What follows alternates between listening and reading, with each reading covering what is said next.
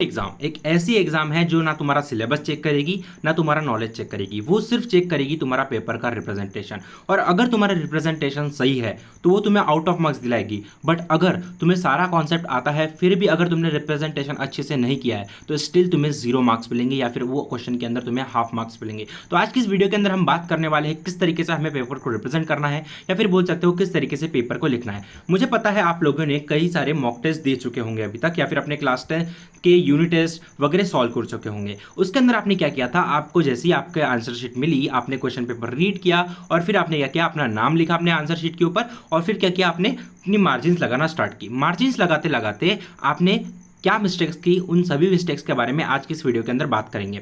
और अगर किसी को ऐसा लगता है ना कि मैं ज़्यादा लिखूंगा पेपर के अंदर तो मुझे ज़्यादा मार्क्स मिलेंगे या फिर ज़्यादा सप्लीमेंट भरूंगा तो ज़्यादा मार्क्स मिलेंगे, तो स्टिल यू आर रॉन्ग। क्योंकि देखो ऐसा होता है, बोर्ड एग्जामिनेशन मैंने पहले ही तुम्हें बताया कि सिलेबस चेक नहीं करता और ना तुम्हारा नॉलेज चेक करता है। अगर तुम ऐसा लगता है कि तुम्हें सारा सिलेबस आता है और तुम्हारे अंदर बहुत ज़्यादा नॉलेज है और अगर तुम ओवर करते हो तो भी तुम्हें उतने ही मार्क्स मिलेंगे जितने मिलने चाहिए, या फिर बोल सकते हो जितने मार्क का क्वेश्चन है उतने ही मार्क्स मिलेंगे। राइट, तो आज की इस वीडियो के अंदर हम बात करने वाले हैं पेपर रिप्रेजेंटेशन कैसे करना है। राइट, तो चलिए शुरू करते हैं। सबसे पहली बात मैं आप सभी को एक चीज बताना चाहता हूं। देखो पेपर रिप्रेजेंटेशन ना एक आर्ट है। क्या है? पेपर रिप्रेजेंटेशन एक आर्ट है जिसको आज की इस वीडियो के अंदर हम क्या करने वाले हैं, मास्टर करने वाले हैं। क्या करने वाले भाई? मास्टर करने वाले हैं या फिर बोल सकते हो सीखने वाले हैं। अब यहां पर मैंने क्या किया है, एक बच्चे का आंसर शीट लाया है। ध्यान सुनना, यहां पर क्वेश्चन क्या लिखा है, यहां पर लिखा है कि right 5 words you can spell, यानी कि ऐसे वर्ड्स लिखो जिनको तुम क्या कर सकते हो, बोल सकते हो। तो उस बच्चे ने बहुत ही स्मार्टली क्या किया है, इस पेपर को रिप्रेजेंट किया। क्या किया उसने? क्वेश्चन के ही 5 वर्ड्स को आंसर के अंदर लिख दिया। वो कैसे लिखा, ध्यान से सुनना। उसने क्या किया, यहां से 5 को उठाया, 5 लिख दिया, वर्ड्स लिखो उठाया, वर्ड्स लिख दिया, यू को उठाया, यू लिख दिया, कैन को लिखा, कैन को लिख दिया और स्पेल को लिखा और यहां पर स्पेल देखा और यहां पर स्पेल लिख दिया। यानी कि उसका जो आंसर था दैट वाज अ करेक्ट। क्या था? उसका आंसर जो था वो पूरा का पूरा करेक्ट था। और उसकी टीचर ने उसके स्मार्टनेस के लिए क्या दी, उसको एक्स्ट्रा के 2 मार्क्स दिए। और ऐसा क्यों हुआ?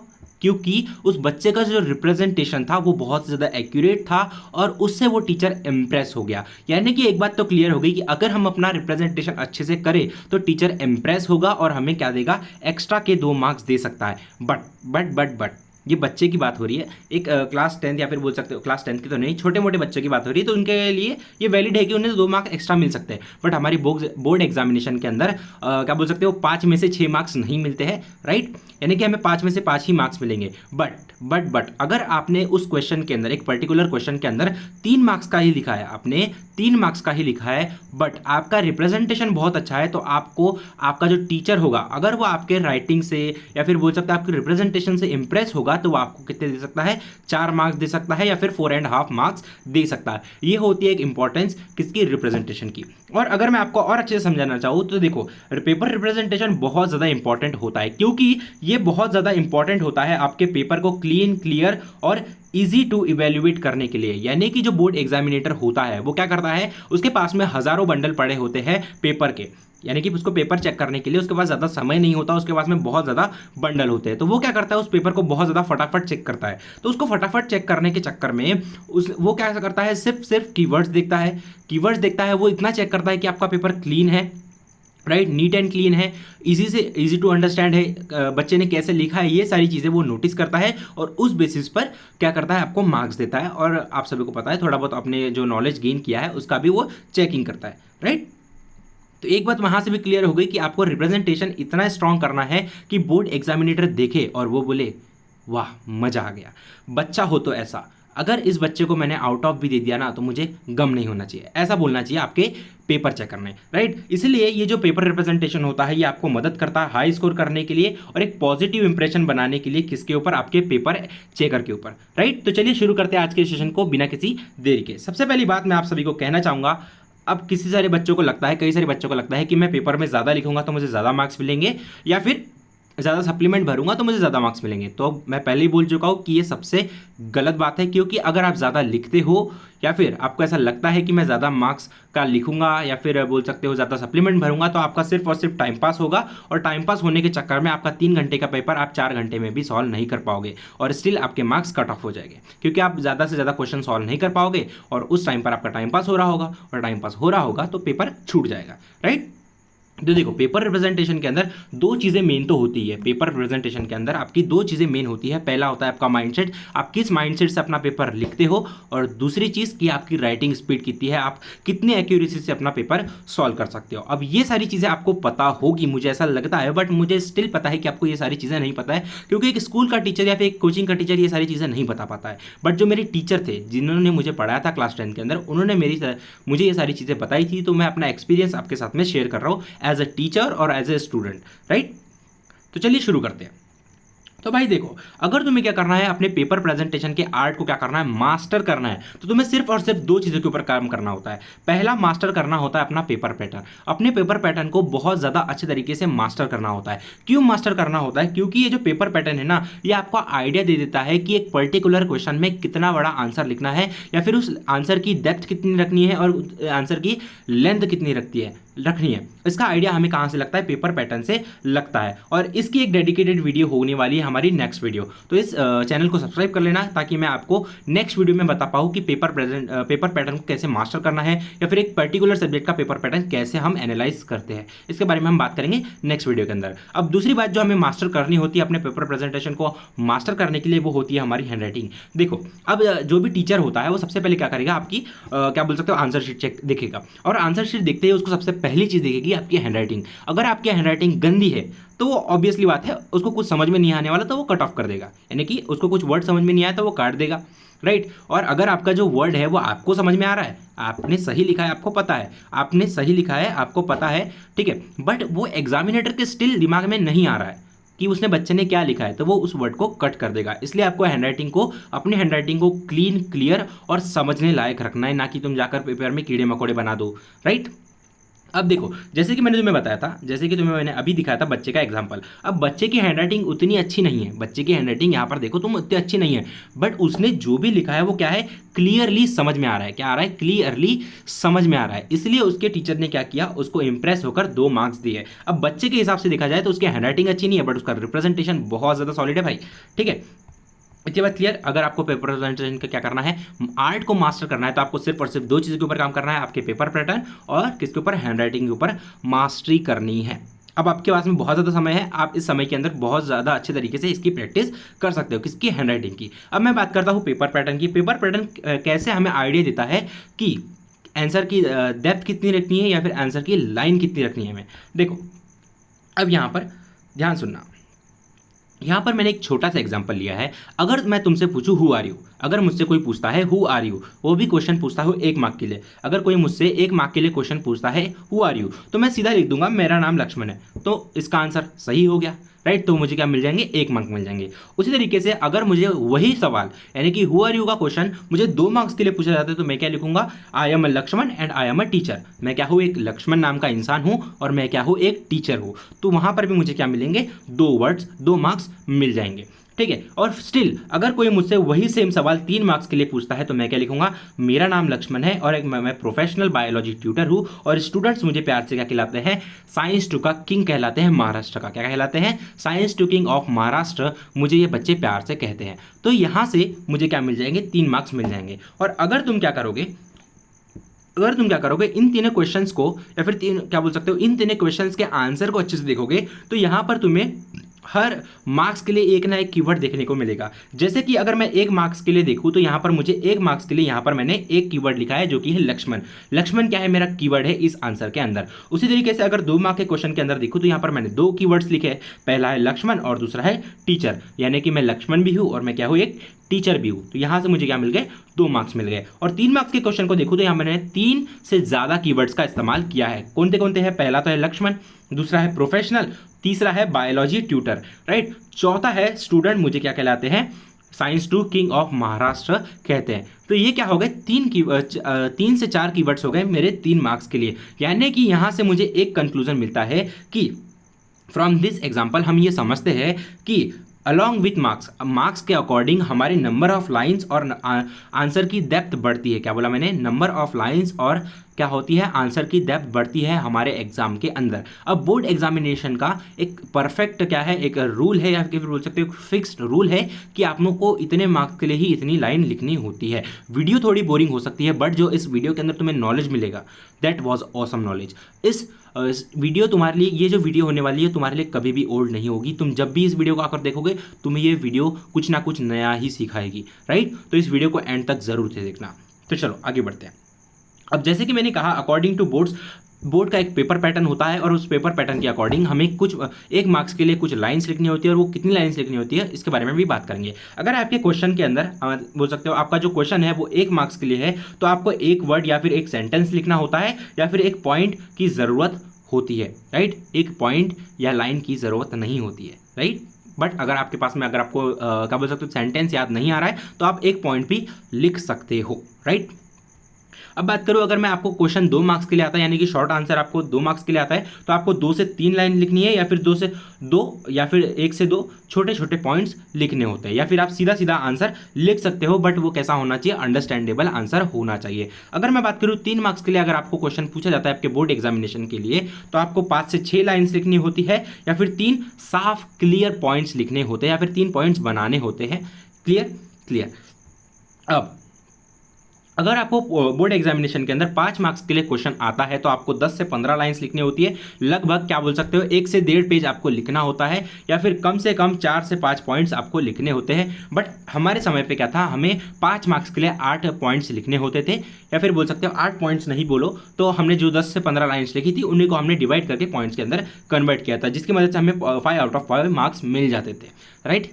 क्लियर भाई, इतना समझा कि हमें, देखो यहाँ पर ध्यान से देखना, 1 मार्क्स के लिए तुम्हें एक सेंटेंस या फिर एक पॉइंट लिखना होता है, या फिर एक छोटा सा वर्ड लिखना होता है। उसी तरीके से अगर 2 मार्क्स का क्वेश्चन आता है तो तुम्हें 2 से 3 लाइन्स लिखनी होती है, या फिर 2 छोटे छोटे पॉइंट्स लिखने होते हैं, राइट। अगर अब मैं बात करूँ 3 मार्क्स के लिए, तो आपको 5 से 6 लाइन्स लिखनी होती है, या फिर 3 साफ पॉइंट्स लिखने होते हैं। और अगर आपका 5 मार्क्स के लिए क्वेश्चन आता है तो आपको 10 से 15 लाइन या फिर 5 से 8 लाइन्स पॉइंट्स आपको लिखने होते हैं आपके बोर्ड एग्जामिनेशन के अंदर। और अगर आप इतना कर लेते हो क्या बोल सकते हो क्वेश्चन के अंदर, तो आपको आउट ऑफ मार्क्स इजीली मिल जाएंगी। क्लियर। तो चलो अब बात करते हैं पेपर के बेसिक्स को। बेसिकली मैं क्या कहना चाहता हूँ, पेपर रिप्रेजेंटेशन डिपेंड करता है कि आप कितना सही लिखते हो, आपका पेपर कितना नीट, क्लीन और स्मार्टली रिप्रेजेंट करते हो, यानी कि आपका जो पेपर रिप्रेजेंटेशन है वो कितना क्लियर है, कितना क्लीन है और कितना स्मार्टली आपने रिप्रेजेंटेशन किया है, इसके ऊपर बेस्ड करता है आपका क्या, पेपर रिप्रेजेंटेशन। और इन्हीं चीज़ों को देखकर आपका जो पेपर एग्जामिनेटर होता है या फिर पेपर चेकर होता है वो जज करता है कि आपको कितने मार्क्स देने होते हैं। क्लियर समझा क्या मुझे? एक बार तो कमेंट में बताओ यार, ठीक है। अब देखो, पेपर को क्लीनली या फिर क्लियरली लिखने की कुछ ट्रिक्स होते हैं जो मैं आपको बताता हूँ, जो कि आपको पता है थोड़ी बहुत। जैसे कि अगर आपको क्या करना है, आपके पेपर को नीट एंड क्लीन लिखना है, तो आप क्या करते हो, वाइड मार्जिन बनाते हो, यानी कि आप पेपर के स्केल के जो लाइंस बनाते हो ना, उसको हम क्या बोलते हैं, मार्जिन बनाते हैं, ठीक है। अब उस मार्जिन का फायदा क्या होता है कि अगर आपको पूरा आंसर नहीं आता है, अगर आपको इतना सा आंसर आता है, तो जब आप मार्जिन बनाते हो इतने से आंसर के लिए, तो आपका जो आंसर होता है ना वो ऑटोमेटिकली इतना बड़ा दिखता है। तो एग्जामिनेटर सोचता है कि भाई इस बच्चे ने बहुत ज़्यादा लिखा है, तो हमें इसे आउट ऑफ मार्क्स दे देने चाहिए, राइट। ऐसा होता है, और ये होता है, जेन्युइनली होता है। अब किसी भी साइकोलॉजी के स्टूडेंट से अगर तुम पूछोगे क्या ऐसा हो सकता है, तो वो तुम्हें बोलेगा यस हो सकता है। देखो, पेपर रिप्रेजेंटेशन के अंदर ना ह्यूमन साइकोलॉजी भी यूज होती है। अगर तुम पेपर को ह्यूमन साइकोलॉजी के अकॉर्डिंग रिप्रेजेंट करोगे ना, तो अगर बोर्ड एग्जामिनेटर अगर अच्छे से पढ़ता भी नहीं है, तो वो तो भी तुम्हें क्या देगा, आउट ऑफ मार्क्स देगा, राइट। अगर तुम्हें ये बात नहीं लगी हो ना, तो एक बार चैनल को सब्सक्राइब कर दो, ठीक है। अब मैं बात करता हूँ, देखो अपने जो पॉइंट्स है उन्हें शॉर्ट नहीं लिखना है, तुम्हें थोड़ा बहुत लॉन्ग पैराग्राफ लिखना है, नहीं लिखना है, तुम्हें लॉन्ग पैराग्राफ नहीं लिखना है, तुम्हें उस लॉन्ग पैराग्राफ को शॉर्ट पॉइंट्स के अंदर क्या करना है, कन्वर्ट करना है, ताकि जब वो एग्जामिनेटर देखे तो उसे क्या दिखे, पेपर भरा भरा दिखे, राइट। उसी के बाद अपने जो पेपर का जो तुम लिखते हो, तुम्हारी जो हैंडराइटिंग होती है उसके अंदर जो लेटर का साइज होता है वो एक फिक्स साइज रखो, और स्पेस थोड़ी सी इवन रखो। क्या बोला मैंने, स्पेस थोड़ी इवन रखो, यानी कि हर लेटर के बाद में, हर वर्ड के बाद में एक पर्टिकुलर गैप रखना ज़रूरी है, ना कि तुम पूरे वर्ड्स को चिपका दो और बोर्ड एग्जामिनेटर उसे समझ ही ना पाए, राइट। उसके बाद अगर तुम्हारे हाथ में जैसे ही पेपर आता है, तो उससे पहले फिक्स कर लो कि मुझे इतनी इतनी मार्जिन बनानी है, और हर पेज पर उतनी ही मार्जिन बनाते जाओ। और एक बात, जब तुम आंसर लिखो तो साथ ही में अपने जो कीवर्ड्स है, यानी कि उस आंसर के कीवर्ड्स है, उनको हाईलाइट करो, ताकि जब बोर्ड एग्जामिनेटर फास्ट पेपर चेक कर रहा हो तो उसके नज़र में वो फट से वो कीवर्ड्स आ जाए और वो उन कीवर्ड्स को देखकर तुम्हें मार्क्स दे दे, राइट। देखो क्या होता है, बोर्ड एग्जामिनेटर के पास में, मैंने पहले ही कहा था कि हज़ारों पेपर होते हैं और वो उतना चेक नहीं कर पाता है, तो वो सिर्फ और सिर्फ तुम्हारे कीवर्ड्स देखता है। और अगर तुमने कीवर्ड्स को हाईलाइट नहीं किया तो वो सोचेगा कि इस बच्चे ने लिखा तो है बट वहाँ पर मुझे क्या देखने को नहीं मिल रहा है, कीवर्ड्स देखने को नहीं मिल रहा है। बट अगर तुम्हारा आंसर सही भी है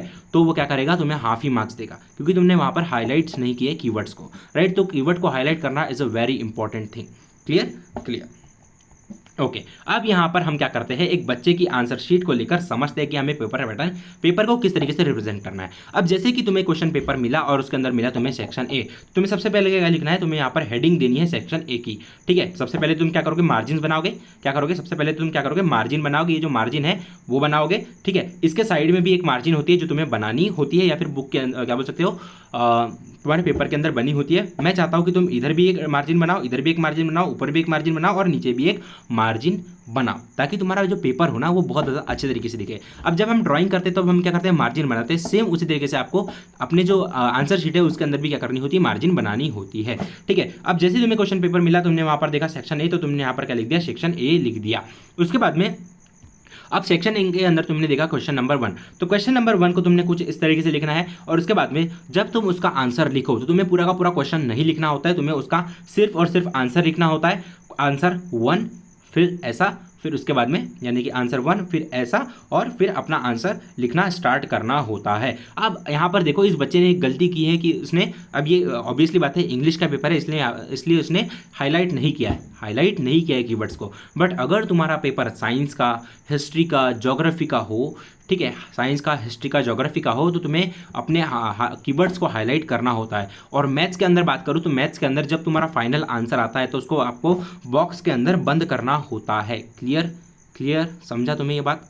क्लियर। देखो अब उसी तरीके से सेम बच्चे ने क्या किया है, उसने डबल रिपीट नहीं किया है सेक्शन 1 को। और ठीक है, उसने क्या किया, क्वेश्चन नंबर 1 के अंदर क्वेश्चन ए का आंसर उसने कुछ इस तरीके से लिखा। क्वेश्चन नंबर 1 के अंदर आपको पता है, क्वेश्चन नंबर 1 के अंदर 1 2 3 4 करके क्वेश्चंस होते हैं। तो उसने क्या किया, क्वेश्चन नंबर 1 का आंसर उसने कुछ इस तरीके से लिखा। क्वेश्चन नंबर 2 का आंसर उसने कुछ इस तरीके से लिखा। यानी कि आपको बार बार क्वेश्चन नंबर 1 नहीं लिखना होता, आपने क्वेश्चन नंबर 1 एक बार ऊपर लिख दिया, उसके बाद में उसके अंदर जो इंडिविजुअल क्वेश्चन है 1 2 3 4 करके उसका आंसर आपको कुछ इस तरीके से लिखना होता है। बोर्ड एग्जामिनेशन के अंदर कभी भी आपको पूरा का पूरा क्वेश्चन लिखने की नहीं होता है। ठीक है, हालांकि अगर बात करूं मैं फिल इन द ब्लैंक्स की, ठीक है, फिल इन द ब्लैंक्स की बात करूं या फिर एमसीक्यू की बात करूं, तो एमसीक्यू के अंदर आपको सिर्फ और सिर्फ ऑप्शंस लिखने होते हैं जो आपने सिलेक्ट किया हुआ है। यानी कि अगर आपको पूछा जाता है, यहाँ पर मैं ले लेता हूँ, मार्कर ले लेता हूँ, अगर मैं आपसे क्वेश्चन पूछता हूँ, ये क्वेश्चन है, ठीक है, यहाँ पर कुछ एमसीक्यू है, यहाँ पर आपको ऑप्शन दे दिया A B C D करके। तो अगर आपको बोर्ड एग्जामिनेशन के अंदर लिखना है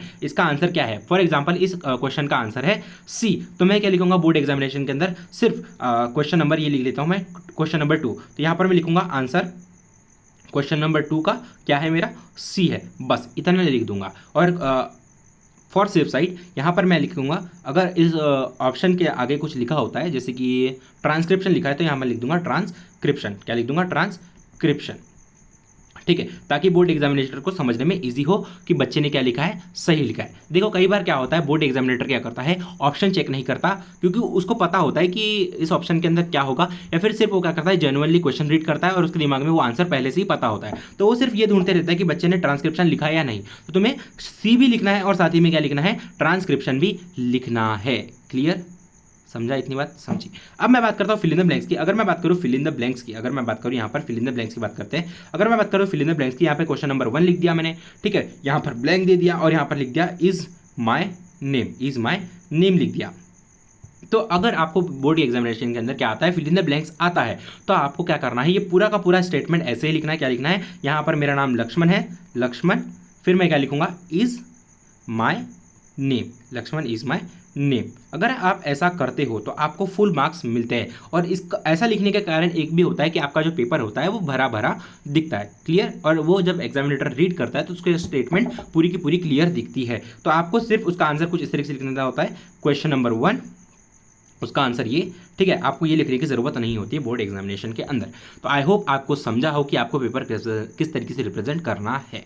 ठीक है, यहाँ पर थोड़ी बातें बोर हो चुकी होगी, कई सारे बच्चे इस वीडियो को छोड़कर चले गए होंगे, बट जो भी बच्चा यहाँ पर स्टिल अटैच है उसको मैं बताना देना चाहता हूँ। देखो, हमारी जो बायोलॉजी एजुकेशन प्लेटफॉर्म है वो आप सभी के लिए एक प्रोग्राम लॉन्च की है कि अगर आपको बोर्ड एग्जामिनेशन के दौरान कोई भी दिक्कत आ रही है, आपके डाउट सॉल्व नहीं हो रहे, आपको कोई फ्रस्ट्रेशन है, फ्रस्ट्रेशन तो नहीं होगी कि आपको आपका स्ट्रैटेजी नहीं मिल पा रही कि किस तरीके से मैं अपना सिलेबस कंप्लीट करूँ, लास्ट के 3 से 2 महीने बचे, इसके अंदर मैं अपना सिलेबस कैसे कंप्लीट करूँ, इसके बारे में आपको थोड़ा बहुत नॉलेज चाहिए या फिर आपको गाइडेंस चाहिए, तो आप हमसे डायरेक्टली कॉन्टैक्ट कर सकते हैं। बस आपको कमेंट के अंदर लिखना होता है हेल्प, और हमारी जो टीम होती है, हमारी जो टेक टीम होती है, वो डायरेक्टली आपको कॉन्टैक्ट करती है आपके कमेंट सेक्शन के अंदर। आपको कमेंट सेक्शन के अंदर आपको एक लिंक दी जाएगी, आप जैसे ही क्लिक करोगे वैसे ही आप कनेक्ट हो जाओगे हमारे टेलीग्राम चैनल के अंदर, या फिर बोल सकते हैं व्हाट्सएप चैनल के अंदर। वहाँ से हम डायरेक्टली 1-to-1 क्या कर सकते हैं, बातें कर सकते हैं आपसे, right? Clear clear. But still आपको चैनल को सब्सक्राइब करना होगा, तभी हम आपको क्या कर सकते हैं, अप्रोच कर सकते हैं। ठीक है, ऑटोमेशन लगा है भाई, करना तो पड़ेगा ही।